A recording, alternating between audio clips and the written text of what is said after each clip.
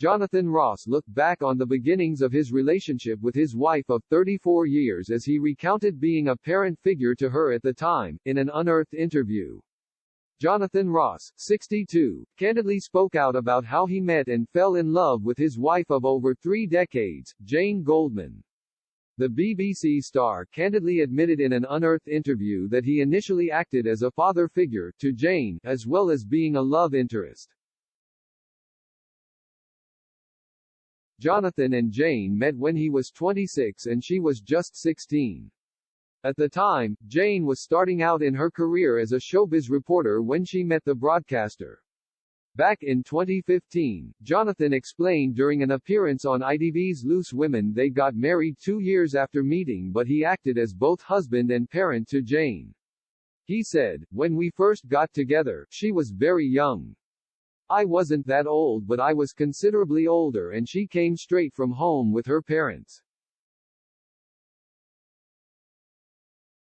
And I think the relationship carried on. I was sort of a parent figure as well as a husband," he explained to the panel.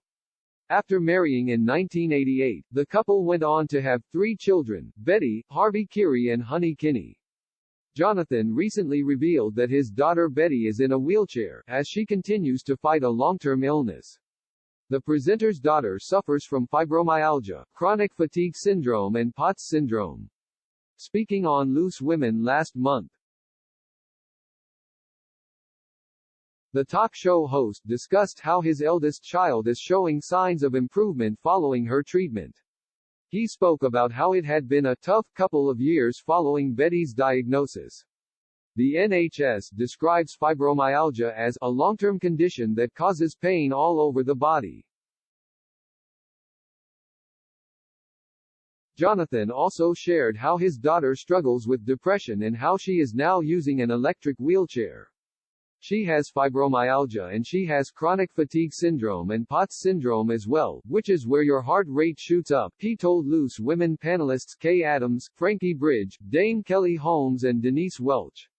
Speaking about the way Betty's illness had affected the family, he said, "She still can't walk very far.